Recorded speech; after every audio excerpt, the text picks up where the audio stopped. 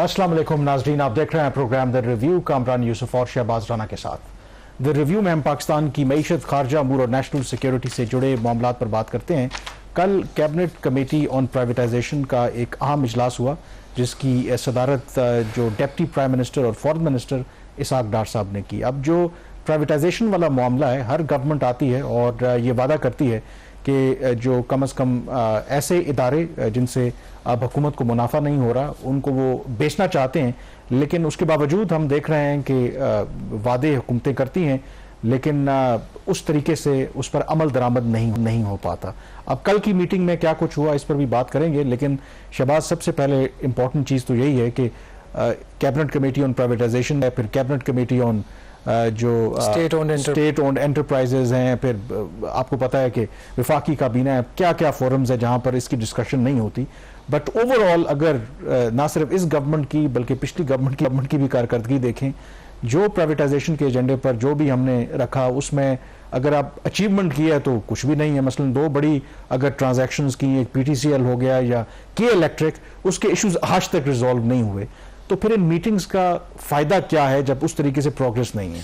कामरान, खुद वज़ीर-ए-आज़म शहबाज शरीफ साहब ने कहा कि जो पाकिस्तान का पावर सेक्टर है उसकी हालत इतनी ख़राब है कि खुदा न खास्ता मुल्क को ले डूबेगा।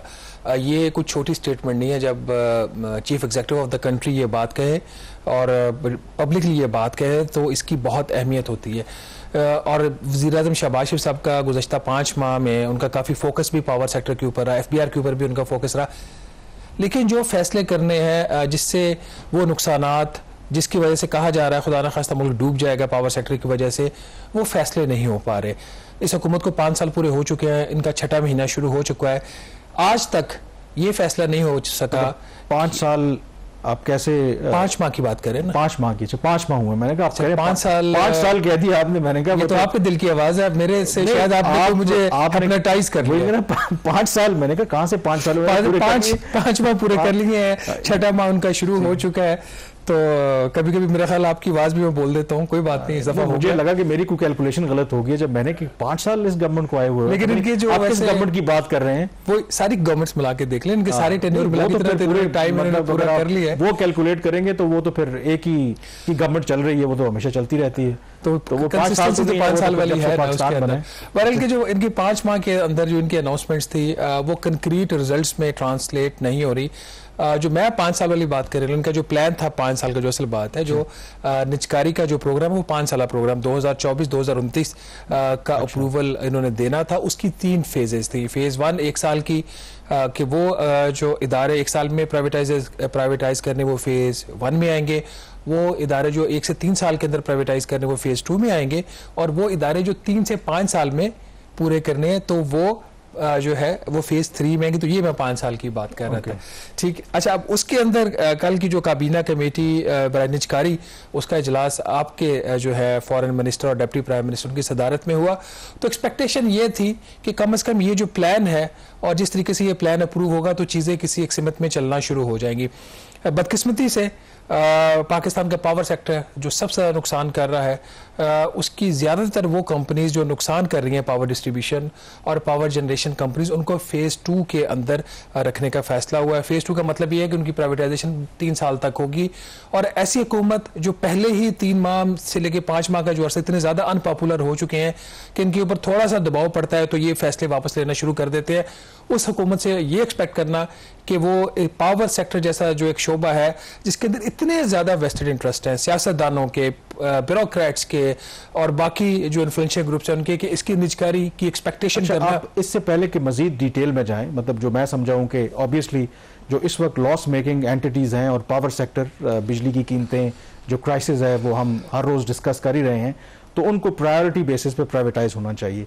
क्या इसकी वजह ये तो नहीं है, क्योंकि आपको पता है कि जो IMF के साथ हमारा जो स्टाफ लेवल एग्रीमेंट हुआ है उसमें जहां तक मैंने पढ़ा तो उसमें तो IMF कह रहा है कि बिल्कुल प्राइवेटाइजेशन करें, लेकिन सबसे पहले जो मुनाफा बख्श इदारे हैं उनको प्राइवेटाइज करें। तो क्या ये वजह है कि गवर्नमेंट जो है कम अज कम जो ये पावर जनरेशन या डिस्ट्रीब्यूशन कंपनीज हैं, जो लॉस मेकिंग है इनको नीचे रखा है और जो मुनाफा बख्श इदारे इनको पहले वो सेल करना चाहते हैं? देखिए, कोई किसी चीज़ की कॉमन सेंस भी होती है।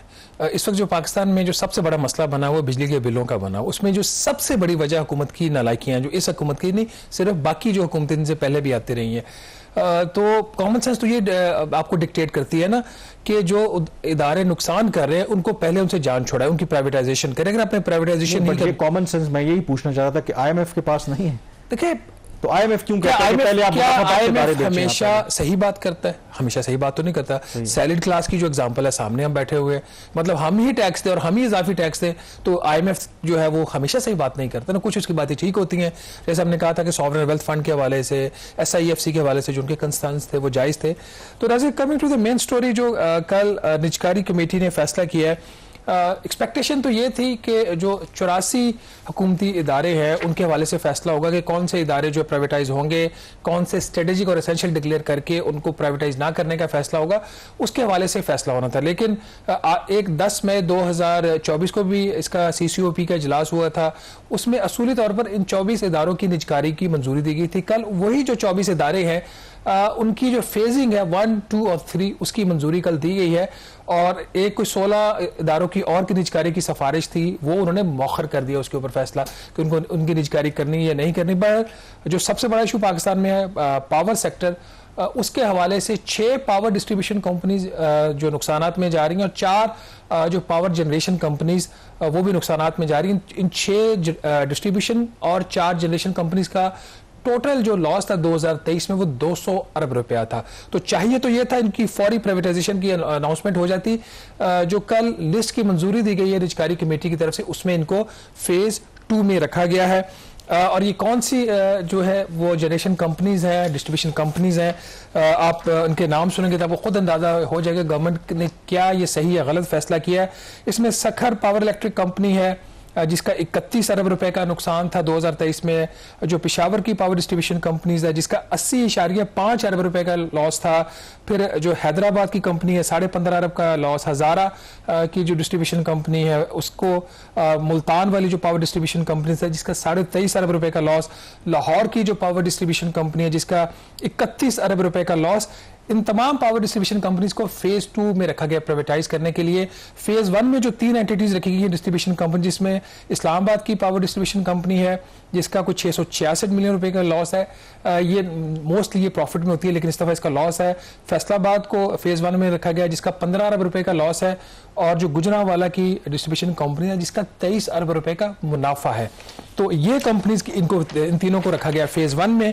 और जो 4 पावर जनरेशन कंपनीज है 1, 2, 3 और 4 जिनका कोई मिला के 19 अरब रुपए का खसारा था, उनको भी फेज 2 में रखा गया। ये ऐसी कैटेगराइजेशन की गई जिसकी समझ नहीं आ रही हुकूमत करना क्या चाहती है। होना तो ये चाहिए था कामरान कि अप फ्रंट इनको बेचा जाता। बाकी भी अगर आप देखें, लेकिन मैं अगर कता कलामी हो रही, आपने कहा कि समझ नहीं आई कि इसके पीछे विजडम क्या है। क्या ये वजह तो नहीं है जिस तरह आपने कहा कि जो इस्लामाबाद इलेक्ट्रिक सप्लाई कॉरपोरेशन है उसकी जो बेहतर है कारकर्दगी जो बाकी डिस्ट्रीब्यूशन कंपनीज हैं, कि जाहिर है कि जब आप कोई भी चीज़ बेचने जाते हैं, वो गवर्नमेंट बेचे या आम लोग बेचें, तो जो खरीदार है वो कोशिश करेगा कि उसको जो भी कंपनी है या जो भी प्रोडक्ट है इस हालत में मिले कि कम से कम उसको उस पर खर्चा करना पड़े। तो क्या इसकी वजह यह भी हो सकती है कि शायद जो लॉस मेकिंग ज़्यादा नुकसान कर रही है पावर डिस्ट्रीब्यूशन और जनरेशन कंपनीज के, बाय द टाइम गवर्नमेंट कुछ उसमें इस्लाहात करके उसको कुछ बेहतर करे ताकि जब उसको बेचने जाए तो बेहतर कीमत मिल सके। आज माहौल के मूड में है ये गवर्नमेंट और इस्लाहात को करने वाली बात करें। ये वाला जो आर्ग्यूमेंट है ना, ये 2015 से 2014 से दिया जा रहा है। यही PMLN की गवर्नमेंट थी, इन्होंने इन तमाम जो पावर डिस्ट्रीब्यूशन कंपनीज हैं इनकी निजकारी के लिए फाइनेंशियल एडवाइजर्स हायर कर लिए, इनकी रिपोर्टें बन गई।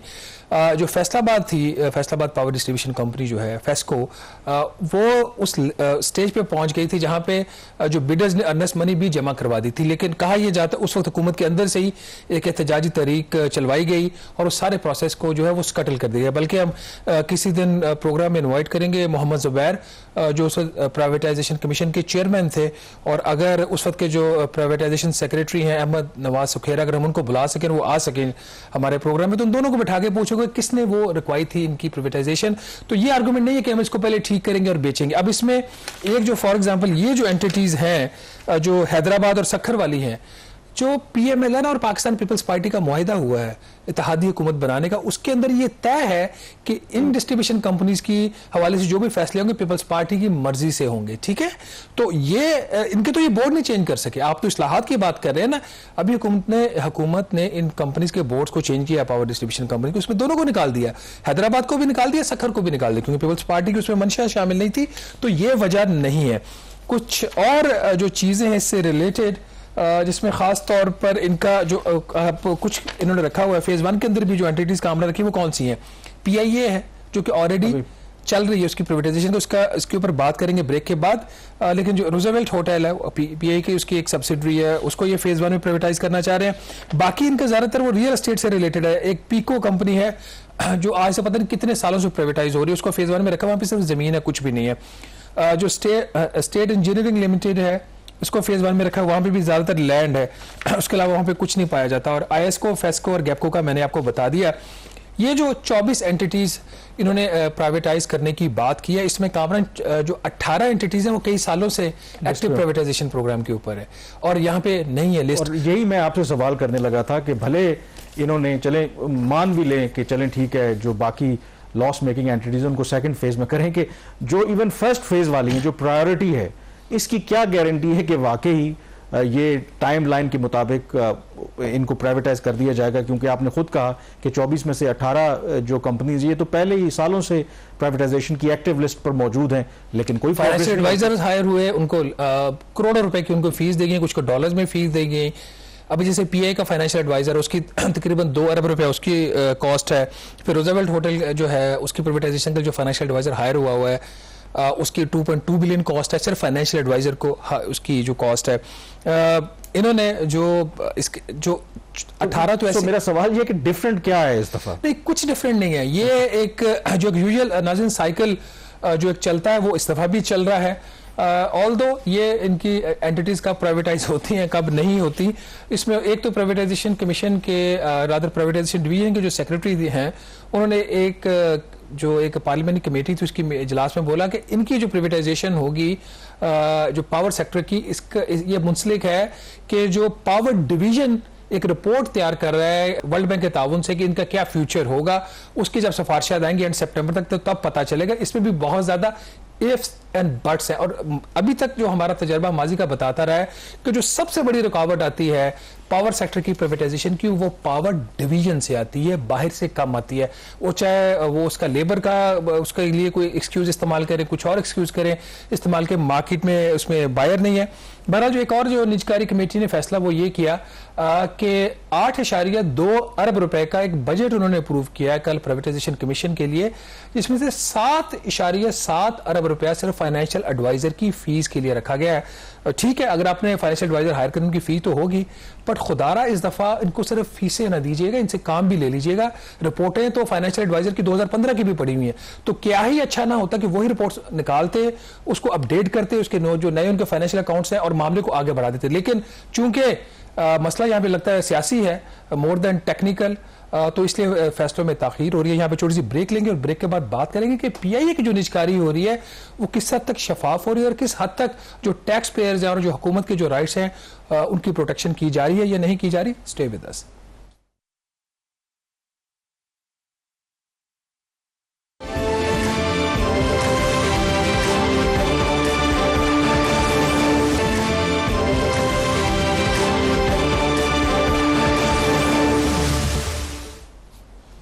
जी, ब्रेक के बाद एक दफ़ा फिर आपको खुश आमदीद कहते हैं। प्राइवेटाइजेशन की हम बात कर रहे हैं, तो एक इदारा जो कभी किसी ज़माने में पूरी दुनिया में मशहूर था, पाकिस्तान इंटरनेशनल एयरलाइंस, और फिर हमने देखा कि कैसे एक मुनाफा बख्श और एक इंटरनेशनली रिप्यूटेड जो एयरलाइन है किस तरीके से उसमें तनज़ुली आई, और अब जो गवर्नमेंट है वो हर सूरत में उसे प्राइवेटाइज करना चाहती है। और ये जो प्रोसेस है, इवन जब केयर टेकर गवर्नमेंट आई थी उस वक्त से ये प्रोसेस जारी है, मुख्तलिफ डेडलाइंस दी गई, लेकिन अभी तक दो के कुछ प्रोग्रेस हुई है, लेकिन फिलहाल क्लैरिटी नहीं है कि कब जो पीआईए है ये प्राइवेटाइज हो पाएगी। तो शहबाज, इनिशली आपको पता है कि इवन जब केयर टेकर गवर्नमेंट थी और ख़ास करके फवाद हसन फवाद साहब प्राइवेटाइजेशन के वजीर थे, तो बड़ा दिन रात अपेरेंटली दिखाया तो यही जा रहा था कि काम हो रहा है, और कोशिश ये थी कि इवन जो पाकिस्तान में 8 फरवरी के आम इंतखाबात हुए उससे पहले ही 90% जब मेजर काम हो जाए, फरवरी की डेडलाइन रखी, वो फिर उस पर अमल ना हो सका।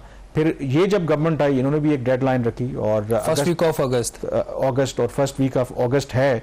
तो मैं यही आपसे जानना चाह रहा हूँ कि अभी क्या स्टेज है, क्या वाकई वो डेडलाइन मीट हो पाएगी? आर वी क्लोज टू इसकी प्राइवेटाइजेशन की? नहीं, यहाँ पे हजारों डेडलाइंस आई हैं पीआईए की और हजारों गुजर गई हैं। आपकी पता नहीं ये कौन से वाली इनकी डेडलाइन मीट होगी। बहरहाल प्रोसेस काफ़ी एडवांस स्टेज के ऊपर है। जो 4 बल्कि 6 बिडर्स थे जिनको शॉर्टलिस्ट किया गया था, वो इस वक्त जो पीआईए की ओवरऑल जो फाइनेंशियल हेल्थ है, उसके जो एडमिनिस्ट्रेटिव मामलात हैं, उसका जायज़ा ले रहे हैं। हुकूमत की सारी एक्सपेक्टेशन ये थी कि एंड ऑफ जुलाई ये उनकी ड्यू डिलीजेंस है ये कंप्लीट हो जाएगी और फर्स्ट वीक ऑफ जुलाई और एट बेस्ट 14 अगस्त तक इसकी प्राइवेटाइजेशन कंप्लीट हो जाएगी। लेकिन अब जो डेट आ रही है वो 15 अक्टूबर की टेंटेटिवली डेट आ रही है और वज़ीर आज़म साहब ने इस बात का उन्होंने इजहार किया है, उनकी ख्वाहिश है कि चलो 15 ना करो, 1 अक्टूबर को कर दो। तो आपको पता है ना, प्राइम मिनिस्टर को कुछ भी कहें तो उसका एक 15 दिन या 1 महीना वो पहले कह दें नहीं तब नहीं होगा, अब कर लो। एक और ये डेडलाइन है, हम उससे पहले नहीं कह सकते होता है या नहीं होता है। इनकी अपनी डेडलाइन से देखा जाए तो एक और डेडलाइन सेट हो गई है। चूंकि माजी का इनका ट्रैक रिकॉर्ड अच्छा नहीं है तो अगेन फिंगर्स आर क्रॉस्ड, 50-50 है, मीट होता है नहीं होता हमें नहीं आपने कहा पता। कि प्रोसेस जो है कि एडवांस स्टेज में है, 6 जो बिडर्स हैं उनको शॉर्टलिस्ट किया गया है, तो अगला तो प्रोसेस यही होना चाहिए कि फिर आप बिडिंग पर जाएं। तो यहाँ पर ताखीर क्या है? पहले भी हमने इश्यूज डिस्कस किए, कुछ जो लायबिलिटीज थी पीआईए की, गुड पीआईए, बैड पीआईए, जो कर्जे थे उसके हवाले से जो गवर्नमेंट ने एक सेटल करवाने की कोशिश की वो सेटल भी हुआ। तो अब क्या उसके अंदर कबाहत है, रुकावट क्या है? देखिए, ये कह रहे हैं कि उसके जो पीआई के फाइनेंशियल अकाउंट्स है वो कंप्लीट नहीं है और बायर्स ने कुछ एडिशनल इंफॉर्मेशन मांगी है वो उनको प्रोवाइड कर रहे हैं। तो जब बायर्स की सेटिस्फेक्शन हो जाएगी तो तभी ही ये जो प्रोसेस है वो जाएगा फाइनल उसके बिडिंग स्टेज के ऊपर। I don't know it is an excuse और it is really a reason, I don't know about that, क्योंकि अभी तक इनका किसी भी इदारे के कामरान उसकी जो क्रेडिबिलिटी बनती है ना, उसके जो उसके अल्फाज होती हैं क्या वो उनके ऊपर अमल पैरा होता है या नहीं होता, वहाँ से बनती है। अभी तक माजी हमें यही बता रहा है कि इनकी क्रेडिबिलिटी के बड़े सीरियस इशूज़, अब चाहे वो उसकी पोलिटिकल रीजंस हों, हुकूमत के मसले मसाइल हों और उसका जो नुकसान है और इसी पॉइंट पर मैं खबर की तरफ आने लगा था कि गवर्नमेंट तो ज़ाहिर है इन अ डेस्परेट सिचुएशन है कि पीआईए को फ़रोख्त करना है। तो सुना है कि गवर्नमेंट की तरफ से ये प्रपोजल है कि खरीदार की सहूलत के लिए कुछ उनको ऐसा ऑफर किया जाए ताकि ये काम जल्दी मुकम्मल हो। तो वो किस तरह पाकिस्तान में एक बड़ी अच्छी चीज़ ये है कि आपको मौत दिखा के ना तो आपके गुर्दे निकाल लिए जाते हैं। ये जैसे अब सैलरीड क्लास के हवाले से हुआ कि नहीं जी, उन्होंने तो 300 अरब रुपए की आईएमएफ की तरफ से एक कंडीशन थी कि 300 अरब रुपए का इजाफी टैक्स लगाया जाए तनख्वाहदार तबके के ऊपर। हमने तो सिर्फ 75 अरब रुपए का लगाया, ये तो आप लोगों पे हमने मेहरबानी की है। तो सेम इज एयर की जी तबाह हो गई है, लुट गई है, बिल्कुल लुट गई है। 75 अरब रुपए का नुकसान था उसका 2023 में पीआई का। बट डज दैट मीन कि आप उस कुछ ऐसी डील साइन करने की कोशिश करो जिसमें ना रियासत का मफाद का तहफ़्फ़ुज़ हो रहा हो, ना हुकूमत के मफाद का, ना ही टैक्स पेज के मफाद का। एक तो धचका इन्होंने टैक्स पेज को पहले दे दिया था कि जो तकरीबन 850 अरब रुपए की लायबिलिटीज थी पीआई की, जिसकी ज्यादातर वजह उनकी मिसमैनेजमेंट, इनएफिशिएंसी थी, वो उसमें से 630 अरब इन्होंने एक होल्डिंग कंपनी में पार्क कर दिया है। अब 3 तरह के इसके जो है ड्राफ्ट एग्रीमेंट्स होते हैं जो बाद में साइन होते हैं। जो बायर, एक उसका होता है सेल परचेज एग्रीमेंट, एक होता है शेयर होल्डर्स एग्रीमेंट और एक होता है सब्सक्रिप्शन एग्रीमेंट। अब पीआईए के जो तीनों ड्राफ्ट एग्रीमेंट्स हैं उसमें जो चीज़ें सामने आ रही हैं, लग ऐसे रहा है कि जो भी खरीदार होगा उसको एक किस्म की फेवर करने की कोशिश की जा रही है, क्योंकि आपको कोई रॉकेट साइंस नहीं चाहिए होती इन चीज़ों को समझने के लिए। आपको कुछ इंटरनेशनल स्टैंडर्ड्स देखने पड़ते हैं और माजी का तजर्बा ये जो पीटीसीएल का था, इत्तसालात ने जो खरीदा, यूएई की जो कंपनी है पीटीसीएल के 26% शेयर्स खरीदे 2008 में, वो उनकी जो पेमेंट्स कंप्लीट होना थी आज तक नहीं हुई। इसके अलावा जो के इलेक्ट्रिक में भी उन्होंने कुछ इन्वेस्टमेंट्स करनी थी over a period of time, उन्होंने डेडलाइंस को ब्रीच किया। तो अगर वो सारी चीज़ों को सामने रखा जाए तो अब जो इस किस्म की जो डील ये फाइनलाइज करने की कोशिश की जा रही है उससे कोई अच्छा तासुर नहीं उभर रहा। अगर हम तीन बड़ी चीज़ें इसके ऊपर बात करें, एक ये कि जितने का भी हुकूमत वो शेयर्स बेचती है, फैसला तो ये ना 51% से लेकर 100% तक इसके शेयर्स बेचने में भी 51% हुकूमत बेच दे, 49% अपने पास रखे, तो जो भी उसकी जो बिड प्राइस होगी, ये प्रपोजल है, हतमी नहीं है, अभी तो एग्रीमेंट साइन होने हैं। प्रपोजल ये है कि जो भी उसकी नीलामी की कीमत होगी उसका सिर्फ एक बड़ा हिस्सा ही, एक मखसूस हिस्सा हुकूमत को वो कैश में पे किया जाएगा, बाकी जो उसकी जो बायर जो है उसका वो उसको वो जो रकम है हुकूमत को नहीं देगा और जो PIA की जो लायबिलिटीज़ हैं उसको सेटल करने के लिए वो पैसा इस्तेमाल करेगा। अब सवाल ये पैदा होता है कि वो जो लायबिलिटीज़ हैं वो गवर्नमेंट ऑफ पाकिस्तान की हैं, ठीक है, उसकी and responsibility government of Pakistan की, वो बायर की नहीं है। तो बायर ही क्यों ये जो है ये उसको सेटल करना चाह रहा है, हुकूमत को वो पैसा क्यों नहीं दे रहा, क्यों हुकूमत ही ये चीज़ें प्रपोज कर रही है ना कि बायर वो सेटल कर दे। तो उसके जो अगला जो इसका पॉइंट है वो इस चीज़ को समहाउ क्लियर कर देता है कि ये वाली जो प्लान है, ये जो कंडीशन है, ये जो काइंड ऑफ फेवर है अपेरेंटली वो क्यों दी जा रही है बायर को, जो भी बायर होगा इन 6 में से। नॉर्मली एक इसके अंदर ये प्लान ये है कि PIA चूंकि नुकसान में जा रही है, इसके पास जहाज नहीं है, तो तकरीबन $700 मिलियन की उसको फौरी उसके अंदर इन्वेस्टमेंट की जरूरत है, ठीक है। अब उसके अंदर 2 चीजें की जा रही हैं। नंबर 1 होना तो ये चाहिए कि जो बायर है वो जो $700 मिलियन है वो अपनी जेब से पैसा लगाए, ठीक है, उसने इन्वेस्टमेंट जेब से होती है, कर्ज लेके नहीं की जाती। तो अभी तक इनका ये प्रपोजल है कि जो बायर है 70% कर्ज ले सकता है इन्वेस्टमेंट करने के लिए और 30% जो है वो अपनी जेब से पैसा लगा सकता है। This is again a unique thing आपके सामने, ऑल्दो उस तरह से डायरेक्ट एक लिंक तो नहीं बनता, बट IPPs की एग्जांपल है। IPPs जब CPEC के तहत लगे तो कहा जाता है ये सरमायाकारी, ये कर्जा नहीं है। आज हमारे वजीर खजाना और जो पावर मिनिस्टर हैं वो चीन जाते हैं आज से हफ्ता पहले और उनसे जाके रिक्वेस्ट करते हैं कि ये जो आपने पावर प्लांट्स पाकिस्तान में लगाए थे कर्ज लेके उसको रिस्केड्यूल कर दें, उसकी एक्सटेंशन कर दें, हम वापस नहीं कर सकते। एक अजीब मंतक यहाँ पे एक है ये। अब ये जो 70% को डेट लेने की ऑप्शन दी जा रही है और वो भी ओवर पीरियड ऑफ 3 इयर्स के, वो 3 साल में सरमायाकारी कर सकते। PIA आज डूबा हुआ है, उसको आज अपफ्रंट इन्वेस्टमेंट चाहिए, तो ऑफर ये करने जा रहे हैं अंटिल कि उसको चेंज करें, जो डॉक्यूमेंट्स में अभी तक चीज सामने आ रही है कि वो 3 साल के अंदर इन्वेस्टमेंट कर सकता है और उसमें भी 30% जेब से डालेगा और 70% कर्ज लेके। अब जो पहली जो बात थी कि वो कैश आधा क्यों पे कर रही है, जो भी एक परसेंटेज तय होती है वहां से जो उसके जो एसेट्स क्लियर करवाएगा वो कर्ज अदा करके उन्हीं एसेट्स को, जो हुकूमत पाकिस्तान के भी एसेट्स होंगे क्योंकि 49% वट एवर शेयर तो हुकूमत का भी है, उन्हीं एसेट्स को वो प्लेज करेगा और प्लेज करके उसके अगेंस्ट कर्ज ले लेगा। तो इस किस्म की फैसिलिटेशन जो है वो उनको की जा रही है। और इसी के अंदर एक और जो एक थोड़ा सा इनके डिस्प्यूट तो नहीं कह सकते, डिफरेंस ऑफ ओपिनियन है, जो फाइनेंशियल एडवाइजर्स और प्राइवेटाइजेशन कमीशन है उनका ये ख्याल है कि ये जो इन्वेस्टमेंट की जो शर्त है ये शेयर होल्डर्स एग्रीमेंट में इसको रखना चाहिए, जबकि वजारत खजाना का ये ख्याल है इसको सब्सक्रिप्शन एग्रीमेंट में रखें। जब आप सब्सक्रिप्शन एग्रीमेंट में रखेंगे तो अगर जो इन्वेस्टर है, बायर है, उसको ब्रीच करेगा तो उसके खिलाफ पेनल्टीज आप इम्पोज कर सकते हैं, उनके खिलाफ स्ट्रिक्ट एक्शन ले सकते हैं। बट यहाँ पे अगेन प्राइवेटाइजेशन कमीशन और फाइनेंशियल एडवाइजर की तरफ से कुछ डिफरेंट प्रपोजल है। तो अगर ओवरऑल आप सूरत हाल देखें, लगता है ऐसे है कामरान कि हमारी जो ब्यूरोक्रेसी है, हमारी जो पॉलिटिकल लीडरशिप्स हैं, over a period of time उन्होंने सबक नहीं सीखा। आज भी वही कुछ करने की कोशिश की जा रही है जिसका माजी में बुरा नतीजा निकला है। अभी भी हुकूमत के पास टाइम है, अभी भी ये एग्रीमेंट्स फाइनल नहीं है। ये जो तमाम एग्रीमेंट्स थे इसके ऊपर एक ब्रीफिंग जो PIA की होल्डिंग कंपनी है जिसके चेयरमैन तारिक बाजवा साहब हैं, जो फॉर्मर सेंट्रल बैंक गवर्नर हैं, उनको दी गई थी। तो वहाँ पर भी एक मिक्स व्यू सामने आ रहा था। कुछ जो बोर्ड मेंबर्स थे उनका ये ख्याल था कि ये जो कंडीशन है ये ठीक नहीं, इनको चेंज करना चाहिए। कुछ इसकी फेवर में थे, जो फेवर में थे वो ज़्यादा प्राइवेटाइजेशन कमीशन के लोग थे या फाइनेंशियल एडवाइजर थे।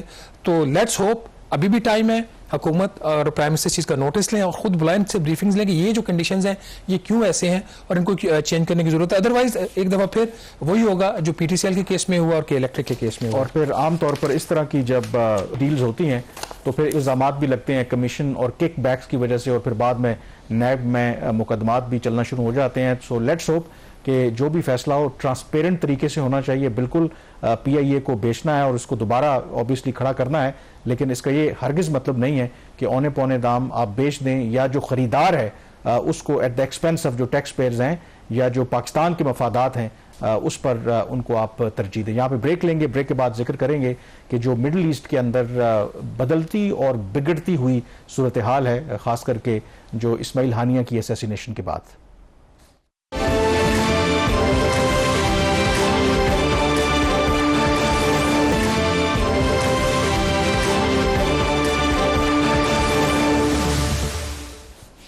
जी, ब्रेक के बाद एक दफ़ा फिर आपको खुशामदीद कहते हैं। मिडल ईस्ट की जो सिचुएशन है वो बिल्कुल डिटेरिएट हो रही है और ऐसे इंडिकेशंस मिल रही हैं कि ईरान जो है वो रिस्पॉन्ड करेगा जो इस्माइल हानिया को शहीद किया गया। और दूसरी तरफ ये इतलात भी आ रही हैं कि जो इसराइल के तहफ़्फ़ुज़ के लिए जो एडिशनल रीइंफोर्समेंट है वो अमेरिका भी भेज रहा है। जो लेटेस्ट डेवलपमेंट हुई है, कल भी जैसे हमने जिक्र किया था कि ईरान ने जो ये वाक़या पेश आया अफसोसनाक, उसके हवाले से बहुत ज़्यादा तफसीलात नहीं बताई कि ये जो इंसिडेंट है ये कैसे हुआ। दो कि अमरीकी मीडिया ये रिपोर्ट करता रहा कि जहाँ पर इस्माइल हानिया ठहरे हुए थे उस सरकारी गेस्ट हाउस में, तो उनके बेडरूम के अंदर ही एक एक्सप्लोसिव डिवाइस प्लांट की गई थी जिसको एक रिमोट कंट्रोल के जरिए उड़ा दिया गया। अब ईरान की तरफ से जो एक उनके ईरान का जो रेवोल्यूशनरी गार्ड कोर है उनकी तरफ से एक लेटेस्ट स्टेटमेंट सामने आया है जिसमें उन्होंने पहली दफ़ा ये इंडिकेट किया और कहा है कि ये इंसिडेंट कैसे हुआ। तो उन्होंने, मैं अंग्रेजी में है पहले पढ़ दूं, कि this operation was carried out by firing A short range projectile with 7 kilogram of explosive from outside the residence. तो जो ईरान का रेवोल्यूशनरी गार्ड है जो उस इमारत को प्रोटेक्ट कर रहे थे और रन कर रहे थे, वो अमरीकी जो मीडिया है उनकी खबरों की तरदीद कर रहे हैं कि शायद बिल्डिंग के अंदर कोई धमाका खेज मवाद जो है वो नस्ब किया गया था। उनका ये कहना है कि ये एक शॉर्ट रेंज प्रोजेक्टाइल, मतलब रॉकेट या इस तरह का कोई चीज़ है जिसका जो वजन था एक्सप्लोसिव का वो 7 किलोग्राम था। बट शहबाज, इवन अब अगर ईरान के गार्ड ये कह रहे हैं तो अगेन इस पर आई थिंक नए क्वेश्चन रेज होते हैं, क्योंकि कोई भी आपका जो इस तरह का हाई सिक्योर एरिया होता है और कहा यह जा रहा है कि क्लोज रेंज से ये फायर किया गया, तो इसका मतलब है कि again serious security concerns raise होते हैं कि आखिर जिसने भी टारगेट किया इस्माइल हानिया को, of course prime suspect is Israel, कि आखिर वो कैसे वहां पर वो एक्सप्लोसिव ले आए, वो कैसे जो जिसके जरिए उन्होंने वो फायर किया जो प्रोजेक्टाइल था। तो इट्स अ सीरियस क्वेश्चन। बिल्कुल, देखिए, और ये पहला वाकया नहीं है ईरान के अंदर। इससे पहले भी सीनियर लीडर्स, खुद जो इरानियन रेवोल्यूशनरी गार्ड्स हैं उनके लोग और बाकी जो इसराइल को वांटेड लोग और इवन न्यूक्लियर जो साइंटिस्ट थे उनको एलिमिनेशन उन्होंने की है, ईरान के अंदर की है। तो एक सिक्योरिटी लैप्स है इसमें, तो किसी को कोई डाउट नहीं। ये वजह कि ईरान जो है वो बहुत डिफेंसिव पोजीशन पे चला गया है और बिकॉज ऑफ दिस रीजन जो इसका रिटेलिएटरी अटैक है जिसकी वजह से कहा जा रहा है कि जो एक ऑल आउट वॉर है मशरिक़ वुस्ता में उसके छिड़ने का खदशा, उसमें सिर्फ फिर ईरान नहीं होगा, उसमें लेबनान होगा, उसमें यमन होगा। तो ये जो जहां पे कहा जाता है कि ईरान की जो प्रॉक्सीज है उनके जरिए ये अटैक हो सकता है।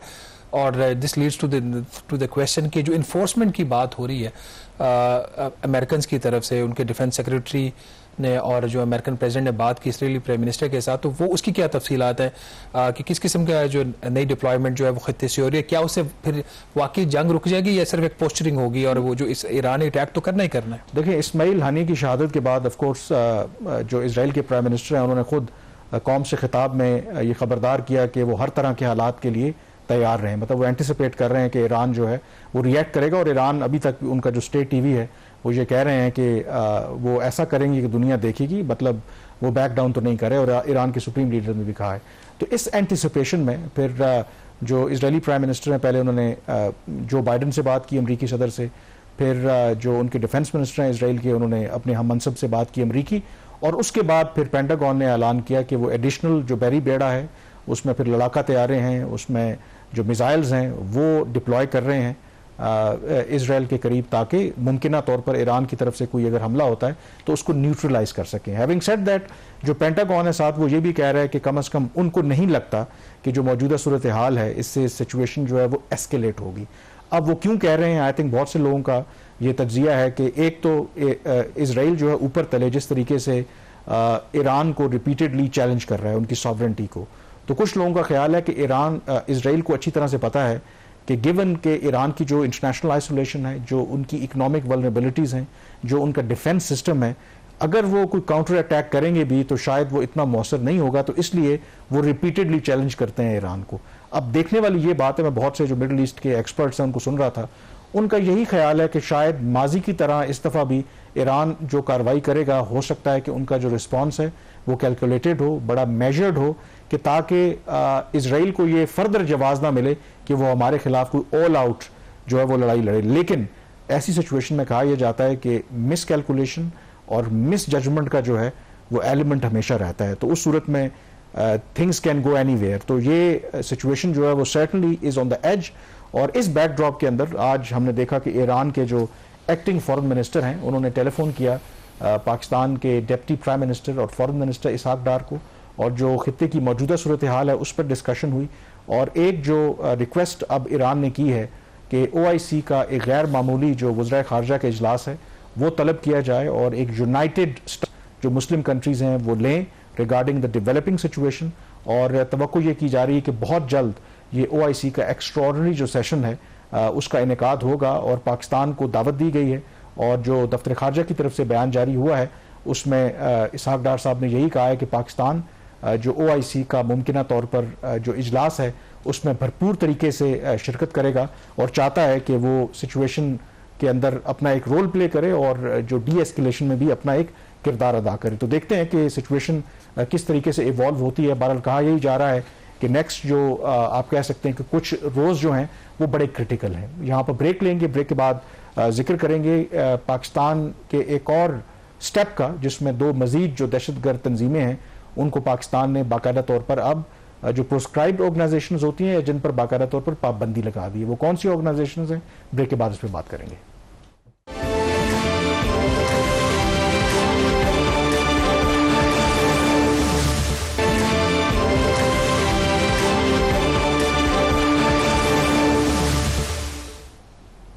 जी, ब्रेक के बाद एक दफ़ा फिर आपको खुशामदीद कहते हैं। पाकिस्तान के लिए जो सिक्योरिटी चैलेंज है वो बदस्तूर बरकरार है। जून में हमने देखा था कि दहशतगर्दी के वाक़यात में कुछ हमें कमी देखने को मिली, लेकिन वो ट्रेंड जुलाई के अंदर रिवर्स हुआ है और एक दफ़ा फिर जो दहशतगर्दी के वाक़यात हैं ख़ास करके खैबर पख्तूनख्वा के अंदर उसमें इजाफा हुआ है। इस बीच पाकिस्तान की तरफ से इसी हफ्ते एक अहम स्टेप लिया गया। दो मजीद जो तंजीमें हैं उनको बैंड ऑर्गेनाइजेशन की लिस्ट में शामिल किया गया और वो दो जो दहशतगर्द ग्रोह कौन से हैं, एक हाफिज गुल बहादुर ग्रुप और दूसरा जो है मजीद ब्रिगेड है। मजीद ब्रिगेड एक सुसाइड विंग है जो बलोच दहशतगर्द तंजीमें हैं और इन दोनों अब तंजीमों को बाकायदा तौर पर जो नेशनल काउंटर टेररिज्म अथॉरिटी एक लिस्ट मेंटेन करती है कि पाकिस्तान में कौन सी ऐसी तंजीमें जिनके ऑपरेट करने पर पाबंदी है जो दहशतगर्द तंजीमों की फहरिस्त में शामिल हैं, तो अब बाकायदा तौर पर इन दोनों तंजीमों को भी उस फहरिस्त में शामिल कर लिया गया है।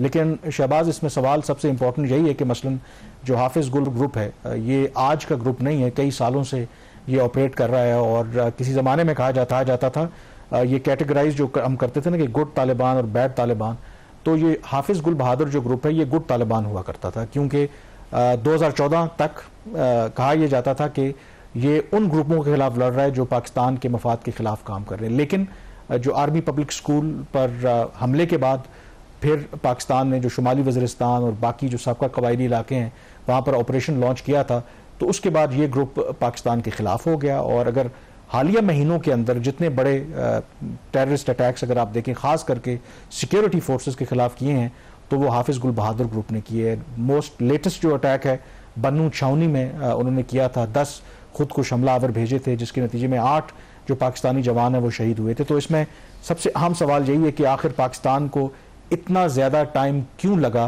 कि इस तंजीम को और जो बाकी मजीद ब्रिगेड है उसको भी एज अ बैंड ऑर्गेनाइजेशन की लिस्ट में शामिल करना। वो तो सेकंड सवाल है, कितना ज़्यादा टाइम क्यों लगा। पहला सवाल ये कि इनको गुड तालिबान क्यों डिक्लेयर किया गया और फिर कौन से ऐसे इवेंट्स हुए, कौन से ऐसे इंसिडेंट्स हुए, कौन लोग रिस्पॉन्सिबल थे जिसकी वजह से पहले इनको गुड तालिबान किया गया और बाद में ये बैड तालिबान में ये टर्न हो गए।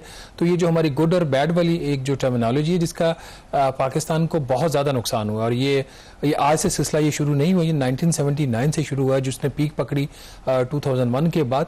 बट ये भी तो सवाल खड़ा होता है ना जिसका फिर एक जवाब तो सबको चाहिए ना कि अच्छा तालिबान और बुरा तालिबान क्या है और अच्छा तालिबान बनाने वाला कौन और बुरा तालिबान बनाने वाला कौन। इसका बड़ा सिंपल सा जवाब है। इसका ताल्लुक एक तो अफगान वॉर से है, इसका दूसरा ताल्लुक आपकी जो इंडिया की पॉलिसी है, क्योंकि आप गुड तालिबान वो तालिबान थे, आपको पता है कि जब हम अमेरिका के इत्तेहादी भी थे तो हमारे खिलाफ ये इल्ज़ाम लगता था कि हम इस दहशतगर्दी की लड़ाई में डबल गेम कर रहे हैं।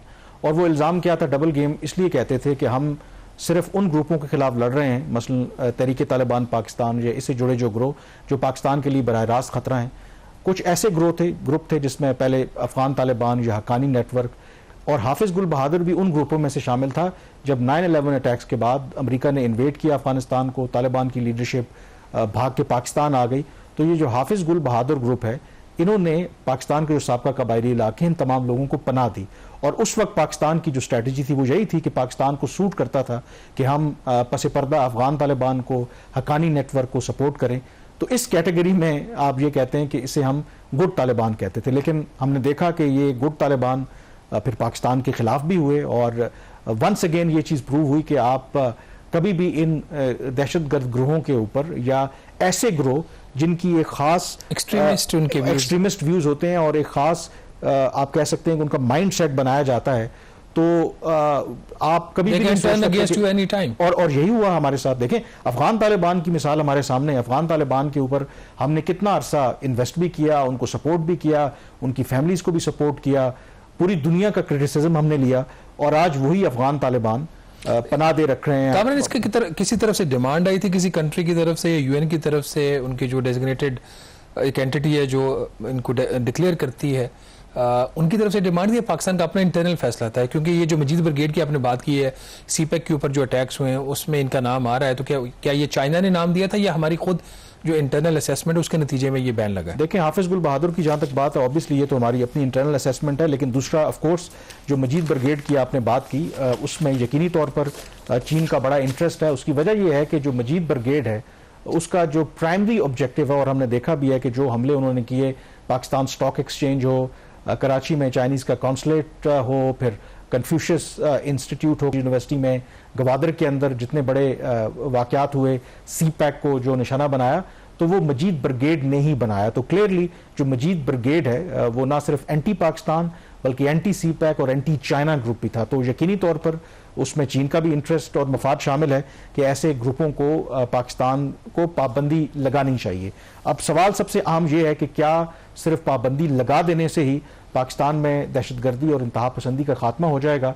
आई थिंक बिल्कुल नहीं होगा। उसके लिए काफ़ी हमें इक़दामात लेना पड़ेंगे, और सबसे इंपॉर्टेंट बात कि शायद अभी भी कहीं ना कहीं से आवाज़ आती है, जो बन्नू में कुछ जो प्रोटेस्ट वगैरह हो रहे थे वहाँ पर मकामी लोग, कितनी बात उसमें सदाकत है वो हमें नहीं पता, वो अभी भी शायद इल्ज़ाम लगाते हैं कि आज भी कहीं ना कहीं हम डिस्टिंक्शन करते हैं गुड और बैड तालिबान में, और कहीं ना कहीं उन इलाकों में आज भी गुड तालिबान जो ऑपरेट कर रहे हैं।